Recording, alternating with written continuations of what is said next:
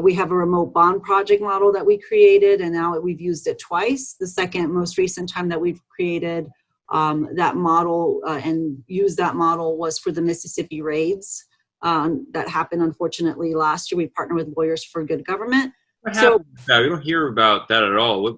I mean, they let a lot of people, I remember some sort of families and kids, they kind of let him out, but that's the last thing I heard last year. Is there any updated news on that? So everybody that we could have represented to get out of detention on bond, they've been represented now. Some of those went on to become appeals, but unfortunately, as we all know, when people are detained, they give up. They give up more easily. But we did have somebody get released because of COVID-19 mostly. We were able to get that individual released, and that has led to a lawsuit actually in New York with the New York ACLU. So the data that we received as part of that remote bond project, that was really crucial for then a lawsuit to come out of that work. And so, yeah, we were very successful in the cases that we were able to represent, but a lot of people gave up, and a lot of people had given up or had been deported before we were able to get on the ground.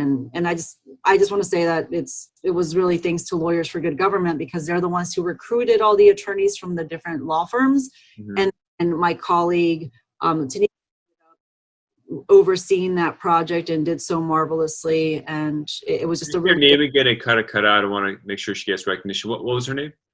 Yeah, Tanika Vigil. Okay. Based in Colorado. I've worked with clinic here in Los Angeles. You have listeners that are, a lot of the clinic chapters across the country are listeners of the podcast. Always reach out to me. In LA, I've worked with them. But a lot of people who do practice, like with USCIS, they'll get your legal briefs that are on the clinic website. When something pops up, when you have good SEO, your search results for your website come up when different training kind of stuff, dealing with EOIR or even USCIS kind of stuff. So a lot of good information on clinic. If people wanted to donate, I mean, the donate button's there, but what kind of help could they do to support your mission? There's donation, which is on the website. I'll have a link to it on the show notes, but any other way they can support your mission? Yeah, I mean, aside from just, the regular donations route, we're always looking, like I said, for counsel for a couple of projects, but the motions to reopen project. So again, when we get a case reopened, we are looking then for local counsel to take over that case. And those cases are literally all over the country. We also have our separated families project. So we oversee a database, we oversee work, and we keep information on the formerly separated families and where they've gone in the United States to try to see like who's got a hearing coming up and who doesn't have counsel.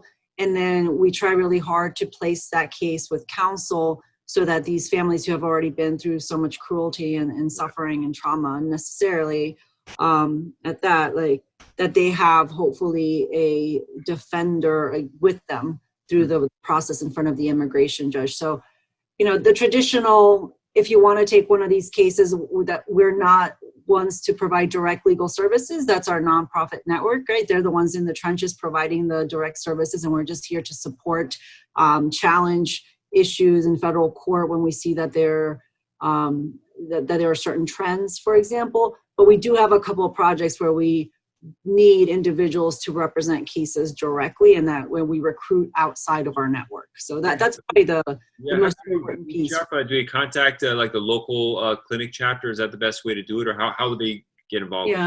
Yeah. So it's funny because while we have this network, I know it seems like it would be similar to kind of like ALA and the ALA chapters, but all the nonprofits in our network are really distinct entities, and they only come to us for like the training and the legal support. They'll come to us for like ask the expert when they submit a question to us for technical assistance on their case, right? Or they'll come to a webinar, in-person trainings when we were having them, but they're really super like separate and apart entities. And we just happen to work with them fairly loosely within our network. So I would recommend that if anybody's interested in taking on potentially like a formerly separated family case, or a motion to reopen, or just kind of wants to be on standby, to email, they can just email me and I will get it to the right person on our team. Okay. So that's probably the easiest way. So I'll get your email because I want to make sure it's the right email that I have. I'll get after the show. But thank you so much for coming. We learned a lot from this, and I hope to have you on again and keep us posted on these changes that are happening. Great. Thank you so much, John. I appreciate you having me on. So stay on the line, but I'll say goodbye, everybody. Thanks, everyone. Have a good